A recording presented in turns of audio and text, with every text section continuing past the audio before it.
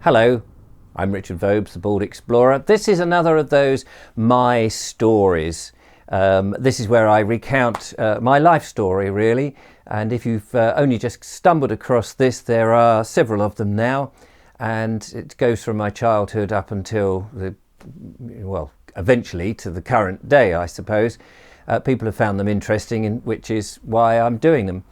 And just to say, I'm filming on a new lens today. You probably may not notice any difference, but you may. But I just wanted to say thanks to Chris, otherwise known as G Ramps on YouTube, for the very kind donation. It's a lovely lens and I'm using it today, so thank you very much. So this is my story of we're up to the point where basically I get married. I'm about 28 years old now, not now, but at this moment, and I'm still at dance industry, trying to get my Tiny Aeroplanes mime show with the two other guys that I work with, Nigel and Keith. We're trying to get funding for that, and life's a bit tricky with that. And also I'm doing the extra work. I've just started doing the extra work with I've been doing that for a short while with Marcel Elliott's agency and other agencies that I did join. And so I'm making a living, but I'm still lying on my mum's floor.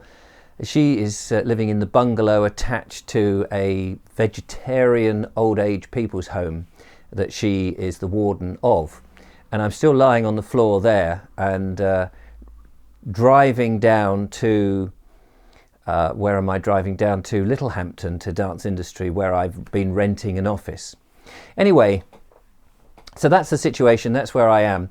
And the Tiny Aeroplanes theatre show, the mime show that we'd put together, we took one of our places that we performed this was at Lodge Hill. Lodge Hill was the place that used to run drama courses, I don't know if it still does, in Pulborough, or just south of Pulborough at Watersfield. And we did, I can't remember whether it was our debut there, I think it probably was, where we performed it, and it was on a course in the evening, on a Saturday evening, on a course of drama students and local drama societies, amateur drama societies. About, I don't know, about 30 to 50 people were there in the audience, so a small intimate audience. And we performed this. And I think I was teaching mime on this weekend course anyway. And George Rawlings, who was the county drama advisor who ran these courses, he knew what I was doing, and he'd said, Richard, come and do your show, it'd be great, marvellous, 35 acres of woodland and all the rest of it. So we did, and after the show, this bubbly young lady came up to me and said, I've been taking photographs of your show, I hope you don't mind, would you like them? Would you like a copy? And I looked at her, and she was an attractive young woman, blonde, frizzy hair and all the rest of it, slim, very nice. But I was very full of the euphoria of having performed the show. It had gone well, everybody appreciated it, and a lot of people wanted to talk to me about it and all this sort of stuff.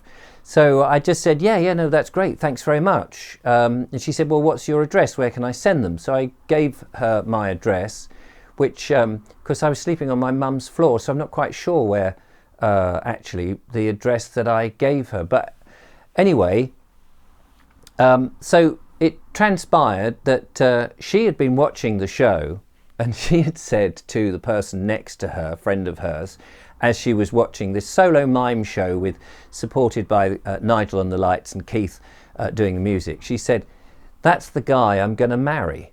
Now, I didn't know this, I wasn't privy to this till much later on. Anyway, I think, actually, now I actually think about it, we did that. I don't think she came up to me. Yes, I think I wasn't sure about the address. So later on, a weekend or so later, I was teaching mime at the Chichester Players, I think it was. And they'd booked me in to do a mime session to break up their evenings and things. And I was doing it. She came up to me and said, oh, do you remember me? I took these pictures.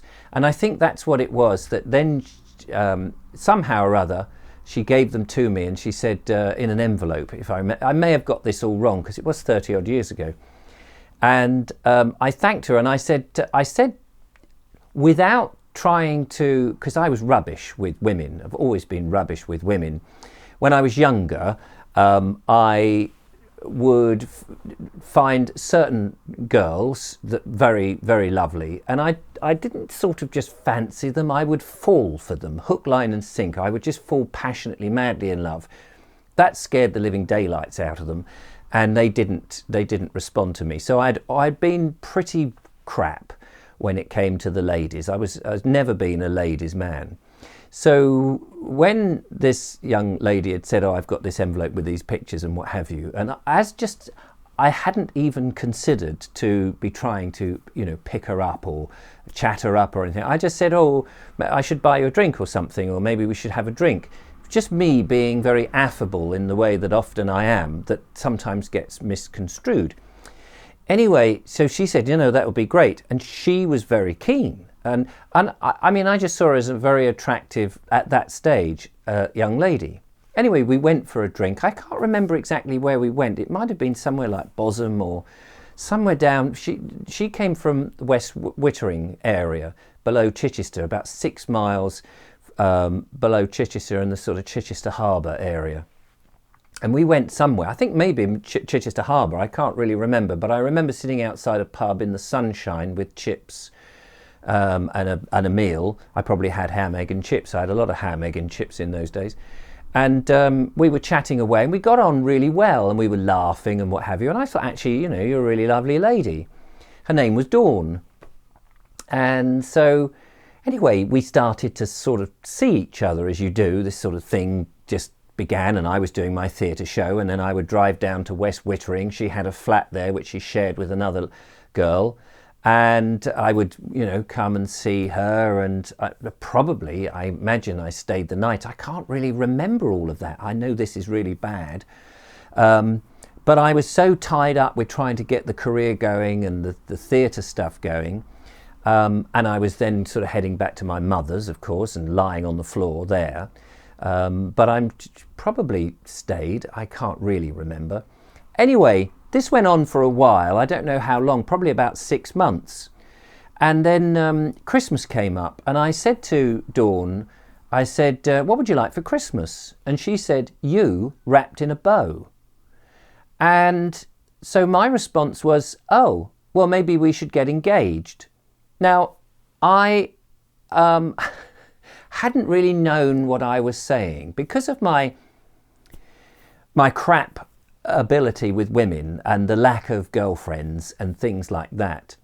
I hadn't really understood that when you ask somebody to be engaged, you're saying engaged to be married. She then becomes my fiancée. And of course, in my little head, what I was really thinking is we should make this serious, that we are an item. We already were an item, but I don't know why I hadn't really considered, we're engaged. It's almost like taking boyfriend, girlfriend to the next level. I hadn't really thought that it meant get married, but the idea didn't not appeal to me at the same time. I was 28. It was time to sort of settle down, I suppose, and all of that. So we did get together. We didn't do anything about this engagement, but we were, I suppose, betrothed. And Dawn wanted to move out of her flat, and I wanted to get off the floor of my mother's bungalow. So we looked for a place that we could live together, and we found a little place in Worthing, in Mill Road. And it was upstairs in a Victorian house. It was a 2-bedroom flat. It had a little kitchenette thing up the stairs, and there was a living room and a bedroom, both of about equal size, relatively large, I suppose, in a Victorian house. And we moved in. I was working. Dawn, I think, was working at the time. I think she got a job locally at a baker's and a number of local places at the time. And we sort of jogged along a bit. And then we were talking about, well, what should we do? Should we get married? Or, we also were talking about children. She was very keen to have children, and I was keen to have children. And my parents, of course, they were keen for me to have children. So we said, look, shall we not get married? Shall we have a child first and then worry about marriage and things like that at a later time? And we were an item. We were very much in love at this point, and we thought, yeah, we'll have a child. So we went for it, and we did have a child, and our first child, Stanley, was born in 1990. He's now 30. Oh my God, he's now 30. It's incredible. Where does the time go? Anyway, when he was born, there was a slight defect with him. I mean, he was absolutely delightful, and he was born in Chichester Hospital so that he could be, or Dawn could be, near her parents, which were down in West Wittering, and her sisters. And my parents were split and a bit strange, my mother being an alcoholic and my dad being very odd with children, but we'll come to that in another video.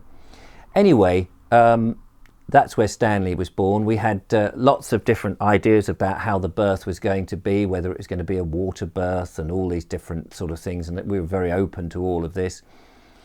Anyway, Stanley was born, but he had, and I hope he doesn't mind me saying this, he had very large and rather worrying sized testicles.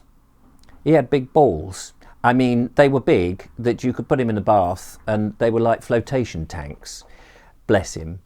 And I don't think they were like this at first. I think they just started to grow. And basically it was water. They were taking on water, I believe. And it's not an uncommon thing. It's quite unusual, but it's not uncommon, if you see what I mean. So we took him to the doctor and said, "Doctor, look, he's got big balls."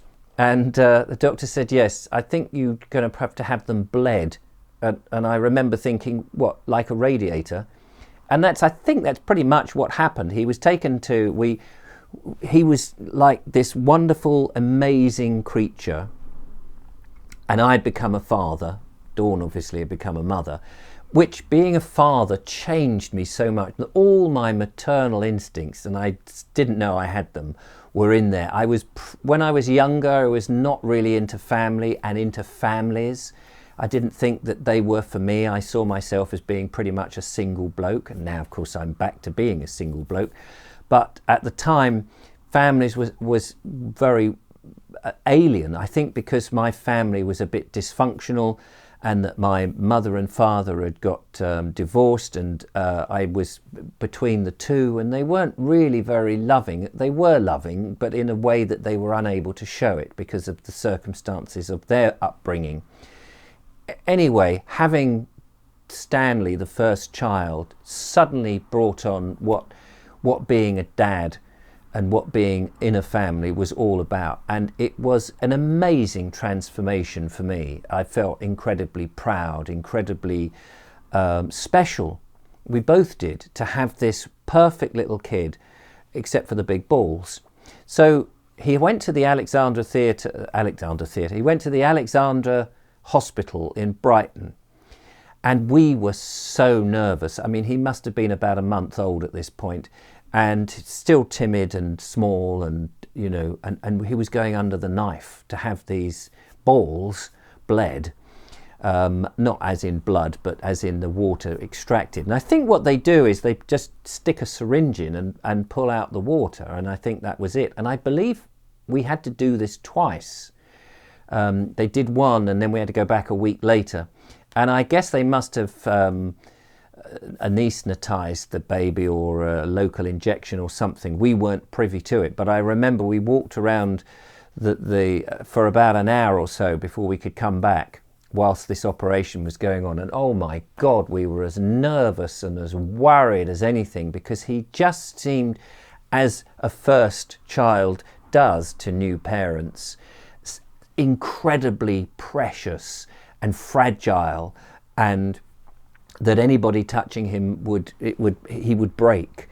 And we were, ridiculously protective of him for the first few months. And in fact, when my grandson was first born to Stanley, he and his fiancée, in a mirror of 30 years earlier was incredibly protective, and we weren't anywhere near to see him, and it's very odd. Second time around, you've done it. You've been there, you've done it. You know actually that these things can bounce. And so we weren't so much worried with Georgie. And then when Billy came, my third son, so Georgie was a girl, so boy, girl, boy in my instance. When Billy came along, I mean, we were incredibly relaxed about it. But the first time we were, oh my goodness, it was so difficult. Anyway, so he was fine. There was nothing, in the end, there was nothing wrong. It was a minor blip, and he's been absolutely brilliant, and he was an absolute gem, and I was changing nappies. I had no problem whatsoever getting into the father thing, and changing nappies, being sicked on, hugging him, sleeping with him. We slept with him. We couldn't bear to put them into a coffin and have them cry. All of the children were breastfed. I wish I could have breastfed. If I could have done it, I would have done it. But I was there as much as I could. I would go and work, and then I would be there, and this whole period of having a child was amazing. And the marriage, the idea of getting married, was very much put on the back burner. But when, after a year, and Stanley was now walking about, and there was danger of him falling down the stairs, and we were on the first floor of this flat, we realised it wasn't big enough. We were renting, and money was going out and not being invested back in the property and all of this, and we couldn't do the things that we wanted to do.